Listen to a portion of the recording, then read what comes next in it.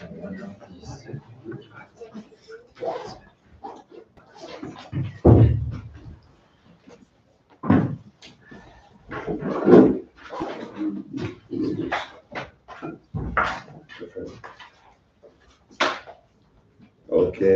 bonjour à toutes et tous. Merci d'avoir répondu à l'appel de cette conférence de presse pour la sortie du rapport annuel sur la peine de mort en Iran que nous sortons chaque année avec notre partenaire Iranian Human Rights et ECPM. Ce moment est important pour nous, mais important pour les droits de l'homme en général, pour faire le point et le bilan sur la question si importante et si centrale de la peine de mort dans le premier pays qui exécute au monde, puisqu'on peut dire que l'Iran, faute de chiffres vérifiés sur la Chine, reste et est le premier pays exécuteur au monde. Alors, avant de commencer, je voulais juste en aparté et prendre une seconde pour souligner que dans notre rapport, nous avons voulu cette année rappeler les grands noms qui nous accompagnent depuis tant d'années, puisque nous avons mis en préface un résumé de nombreuses préfaces d'amis de CPM et d'Iranian Human Rights. Et parmi ceux-là, c'est les plus grands noms de l'abolition, les plus grands noms iraniens pour les droits de l'homme. Alors évidemment, Shirin Ebadi, prix Nobel de la paix, le réalisateur Mohamed Rasulov, Athéna Daemi, qui est une des militantes les plus importantes sur la question de la peine de mort en Iran, qui était en Iran jusqu'à il y a très peu de temps et qui a quitté le pays l'année dernière. Et puis, évidemment, je voudrais en particulier souligner parmi ces soutiens que nous avons depuis tant d'années, Narges Mohammadi, qui a eu le prix Nobel, le dernier prix Nobel de la paix, et qui est, par son combat, porte la peine de mort et l'abolition de la peine de mort au cœur de son combat depuis le début. Je tiens à rappeler qu'elle a été pour la première fois emprisonnée en 1998. Depuis 1998, elle alterne les libertés conditionnelles et les retours en prison. Elle est actuellement dans la prison d'Evin, elle est incarcérée, mais elle reste une des grandes voix abolitionnistes présentes dans le pays. Et puis, je ne pouvais pas faire cette introduction sans nommer notre président d'honneur, Robert Badinter, qui vient de nous quitter, comme vous le savez tous, mais qui a depuis toujours mis la question de la peine de mort en Iran comme une priorité, parce qu'il pressentait déjà que la peine de mort en Iran représente tous les avatars, toutes les horreurs et la barbarie de ce qu'est la peine de mort en elle-même. Alors, ça me permet de lancer un peu cette introduction, cet aparté, me permet de lancer le lancement du rapport annuel sur la peine de mort en Iran par cette première contestation. On a une augmentation alarmante des exécutions en 2023.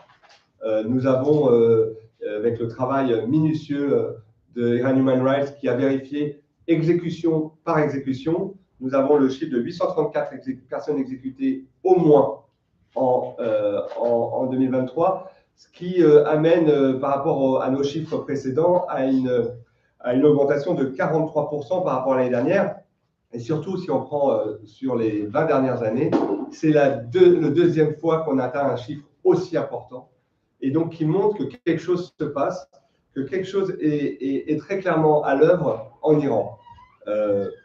Cette chose, c'est très simple, c'est une instrumentalisation politique de la peine de mort et par le régime.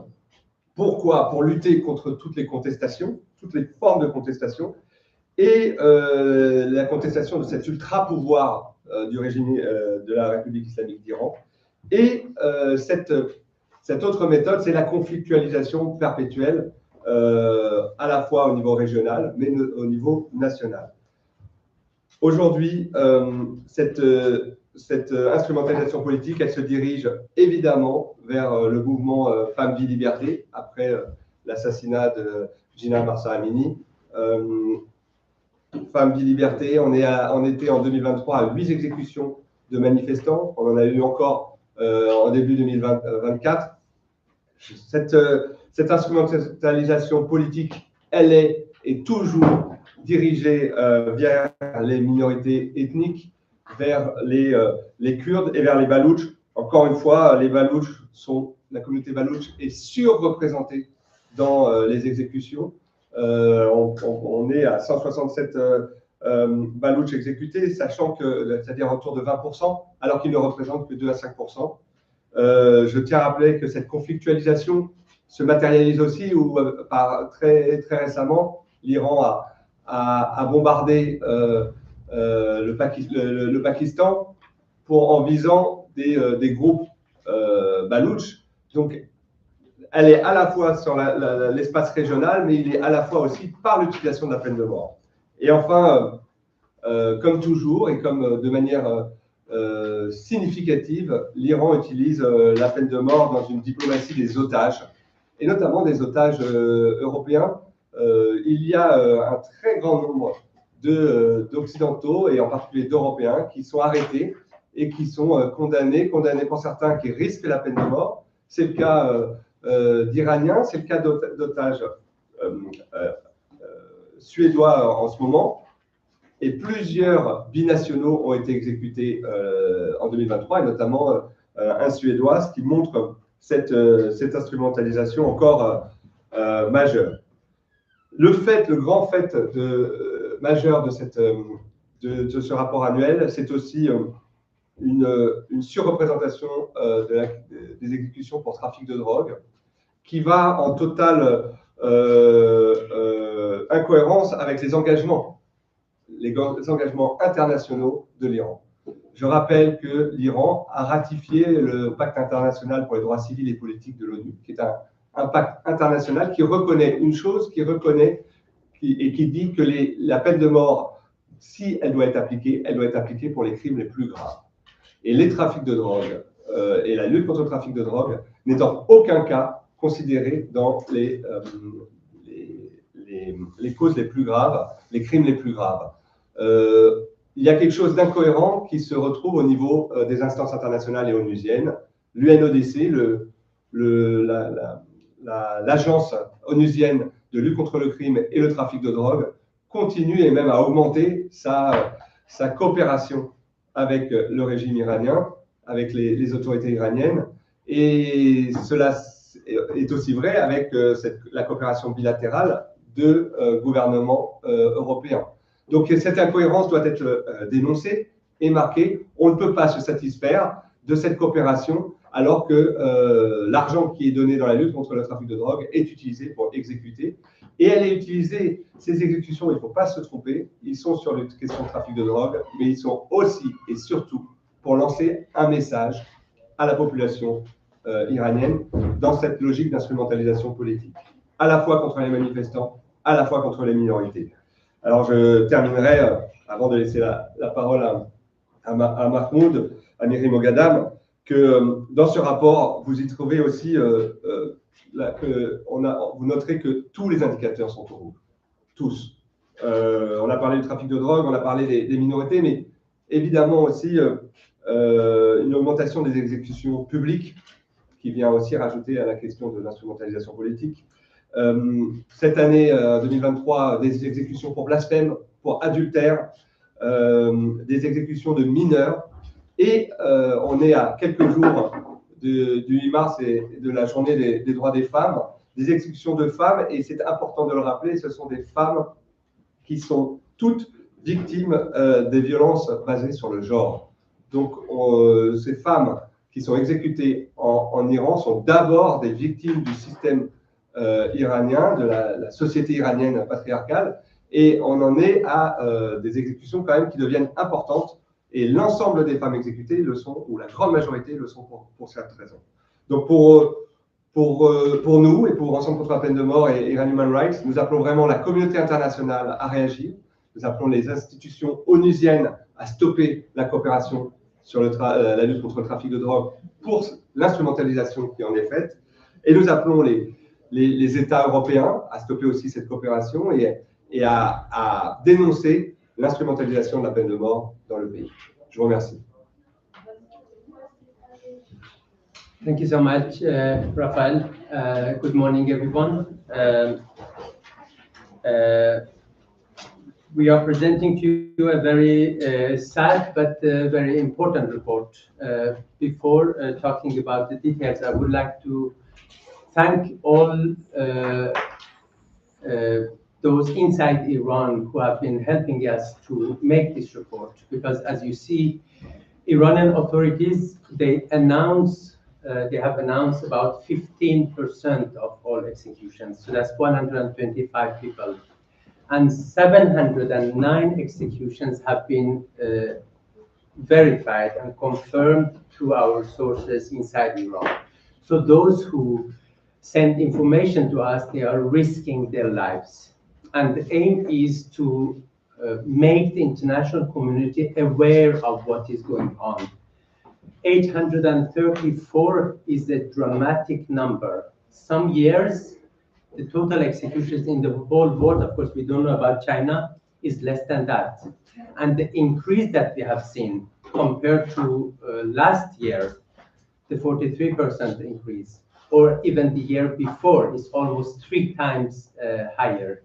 So this is dramatic, and those people inside Iran, they risk their lives. They want the international community to hear their voice, see what is going on, and to react. And unfortunately, this reaction has been lacking, especially in the second half of the year. We all remember that in the beginning of 2023, there were strong reactions to executions, especially executions of protesters. Every time the EU parliamentarians, the civil society, they condemned, they reacted, but especially in the second half of the year, we haven't seen so many reactions. And we see clearly that when the international community is not reacting, when the political cost of these executions is not high, the numbers increase. And we see clearly that when the attention of the international community is somewhere else, like right after the war in Gaza started, 7th of October, before that, in average, Iranian authorities executed 2 people every day. That's very high. But after the start of Gaza war, that increased to 3 to 4 executions every single day, including protesters, including political prisoners, and we haven't seen strong reactions from international community. So I hope this reaction will come. I will come back to it. But beside the general increase in the number of executions, we have also seen that the Iranian authorities have expanded the domain, the scope of charges for which they implemented sentences. 2 people were executed for blasphemy. One of the things they had done was to share videos of Quran burning in social media, and they were hanged. It was at the same time as there were people somewhere in Europe doing the same, regardless of what we think about the action, but their freedom of expression was protected. We were expecting the international community to strongly react, especially Sweden, because that was where these Quran burnings were happening. Not a single reaction to execution of 2 people. And you know, when a regime, according to its law, kills someone for expressing their opinion, it also sends a strong signal to others who think likewise across the world. So if we don't react to the executions in Iran, we risk to see the same phenomena in the West. So it's a matter of protecting freedom of speech globally, and we haven't done it. 1 person was hanged for adultery. Last time, it was many years ago. There were no reactions. But the majority of those executed, they were for drug-related charges. As Rafael mentioned, Iran has a collaboration with the United Nations Office for Drugs and Crimes in combating drug trafficking. One of the sub-projects is about law enforcement, giving better equipment to the Iranian law enforcement to be able to arrest more people for drugs. It's at the same time as people are executed on a daily basis for drug crimes. An agency of the United Nations cannot participate in an operation that leads to human rights violations. Those who are executed for drug crimes, drug offenses, they don't have fair trials. They are tried by revolutionary courts behind closed doors. They don't have access to lawyers. Very often they are sentenced to death based on confessions taken under torture. And they belong to the most marginalized parts of the society. One of them was a woman called Zar Khatun Mazarzehi, a Baluch woman, 46-year-old, single mother. She was a widow. She was arrested, didn't have access to lawyer. She was sentenced to death for drug trafficking. She denied all the time that she was involved in it. She was hanged.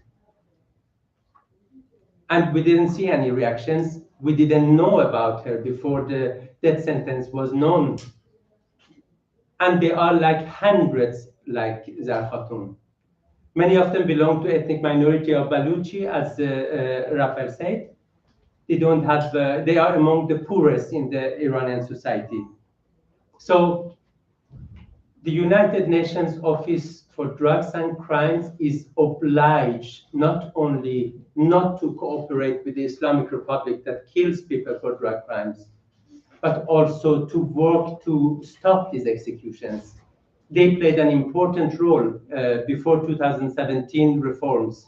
It was international community that put pressure on Iran so that they made a reform decreasing number of executions. Between 2018 and 2020, we had less than 30 executions for drugs. That's a lot if you think like on a world scale, but compared to an average of 403 executions every year before that, it was a big accomplishment.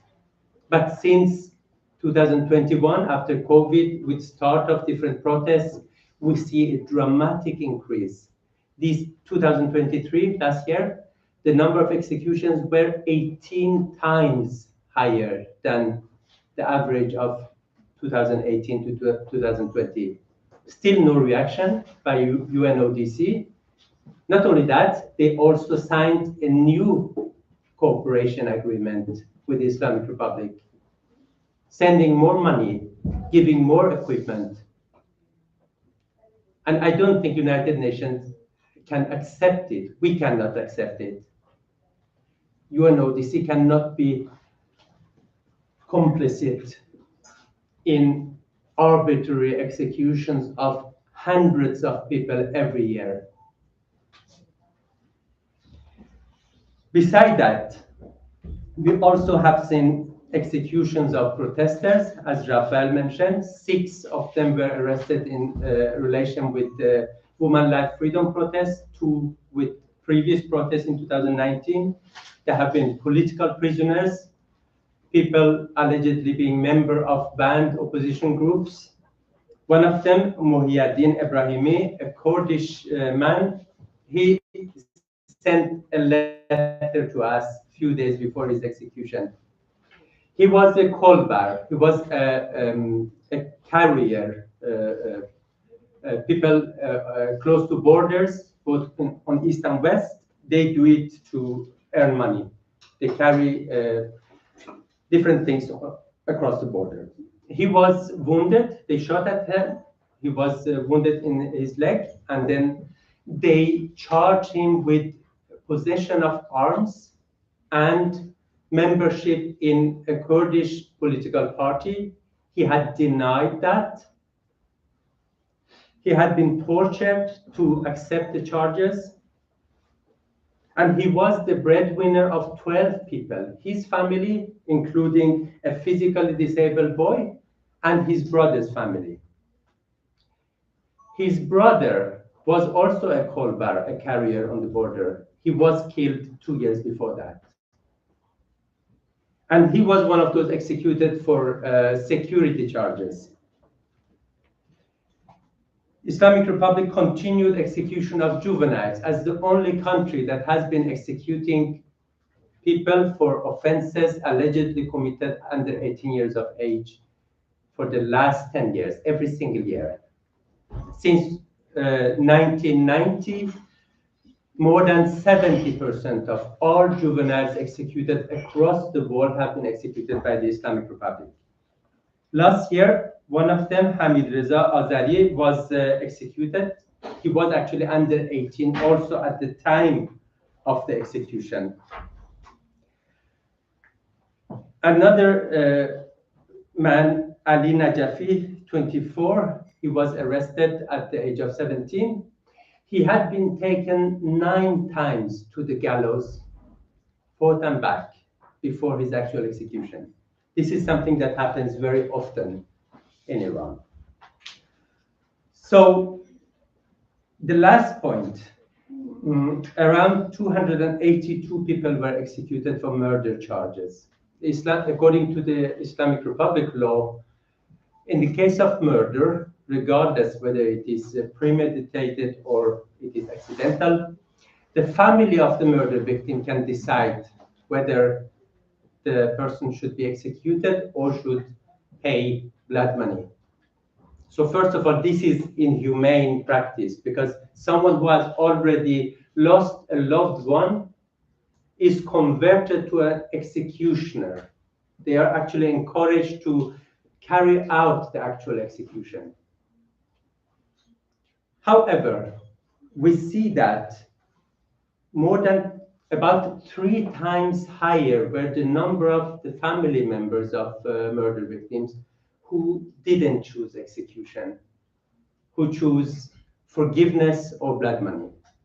So the small area where people have something to say, we see that people prefer something else than the death penalty. And this is in line with the survey we together with the World Coalition Against the Death Penalty did, asking 20,000 people inside Iran what they think about the death penalty. More than 70% were either completely against or they meant that death penalty should be only for very serious crimes. More than 86% were for total abolition of death penalty for juveniles, public executions, and more than 70% they were against death penalty for murder charges. So the society wants something else. People don't want death penalty. It's the regime that wants death penalty because an incompetent, corrupt regime that is not able to solve people's daily problem and doesn't have popular support, they don't have any other option than creating fear in order to rule the country, to hold on to power. We all remember how Daesh stabilized its power, its authority in the areas they had occupied. It was with executions because that has a strong impact on people. It creates fear. It sends a clear message that we have the power to kill and we do it. And that's a message to people who want to criticize the regime, who want to go to protests. So I think I'll stop here and then if you have any questions. Thank you. Yes. Hi, and thank you so much for the information. This is Stuart Williams with AFP. Michael, could you give us some insight into trends so far this year? We're already into March, and I think already you're counting over 80 executions. Do you feel that the killing machine of the Islamic Republic is working in the same way as last year, if not worse? Absolutely. This is a trend that I'm afraid, unless the international community shows a much stronger reaction and unless the political cost is increased, we will be facing more executions. So, most of the executions took place in January already. But as I said, timing of executions is political.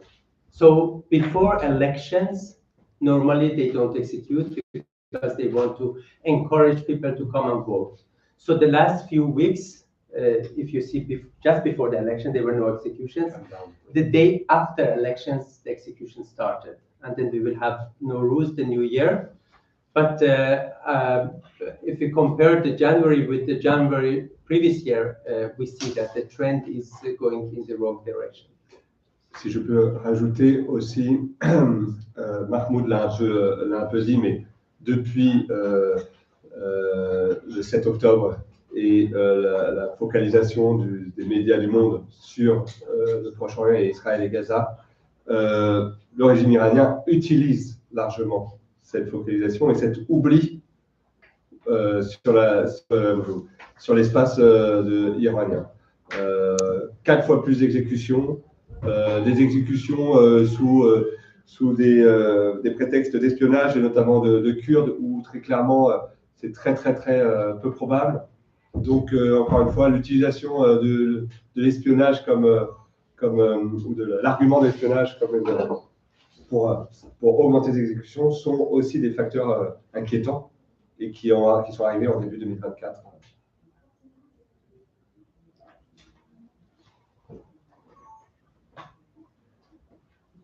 You have mentioned that UNDC, I mean the United Nations Drug and Crime Organization, supported Iranian plans to fight the drug addiction and drug trafficking. But they didn't say anything about the execution of the related with drug. Why? Did they answer any question about their silence? This is a very good question. We have tried to approach them. We were last year in Vienna, actually invited them to a side event to take part. They didn't participate. We haven't received any answers. And I think it's a shame because we are talking about the United Nations, responsible for all the human rights conventions. And so an agency, a part of the United Nations, cannot be silent. They are present in Iran. They have an office in Tehran. They are equipping, they are training law enforcement personnel in Iran. And they know that, let's say that if their help leads to more arrests, it will lead to more executions.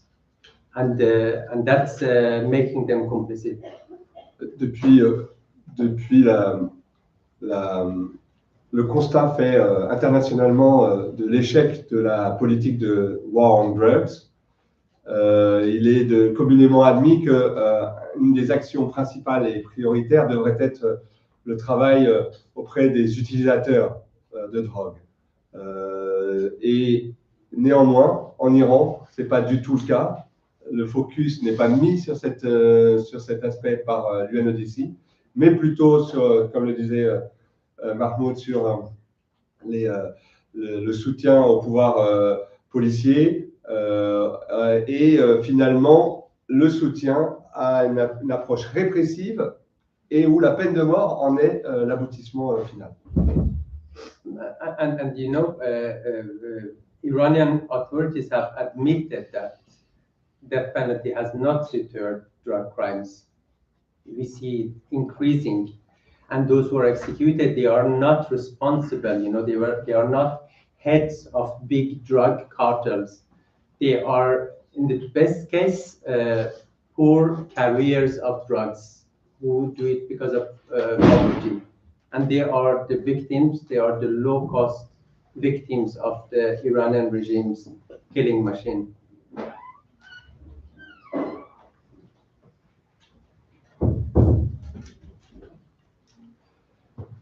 S'il n'y a pas d'autres questions, à la fois Mahmoud comme moi-même, sommes à votre disposition pour des interviews ou des prises de son, si vous le souhaitez.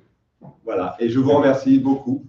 C'est important, on l'a dit tous les deux. C'est important que les médias retransmettent cette situation et qu'on refasse un focus et une focalisation sur cette région si importante. Merci.